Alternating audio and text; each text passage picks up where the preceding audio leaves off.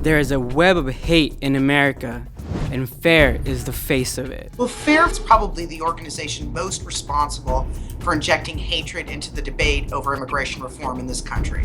White supremacist ideas, connections to hate groups, employees who were members of hate groups. Did you know those things about Joseph Turner when you hired him to be your Western regional representative? He wrote, "I consider accusations of bigotry and racism to be complimentary." Illegal means illegal.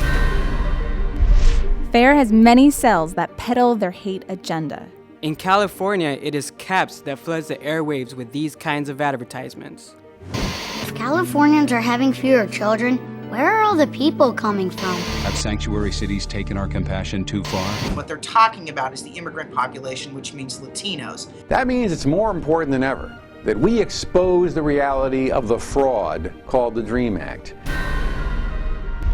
All the anti-immigrant statistics used for their ads come from another of FAIR's cells, The Center for Immigration Studies. They come out with these statistics, and oftentimes these statistics are wrong. Immigrants produce 4 times more carbon emissions in the U.S. than in their home countries. What it really does is put out a slew of reports that say bad things about today's immigrants. That's when ideology determines what academics looks like, and that's exactly what they do to promote a very clear political agenda of exclusion of migrants. Using this platform of hate, Another FAIR cell, the Immigration Reform Law Institute, develops harsh model legislation to turn government policy against immigrants. Since your organization is taking credit for writing the law, it seems germane to me to examine whether or not your organization has a racist track record. It is so important that we work hard to defend this law in the courts in Arizona. These are the exact things that are leading to racial profiling. They're leading to making life miserable for migrants. Well, what are you going to do? Deport 12 million people? You say that's exactly what we're going to do.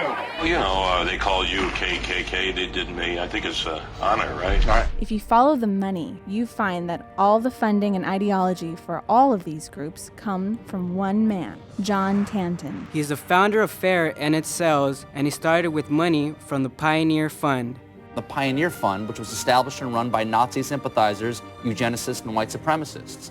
Is that not true? I've come to the point of view that for European American society and culture to persist requires a European American majority, and a clear one at that. No matter what FAIR says, it's only about race. And it's time to stop the hate.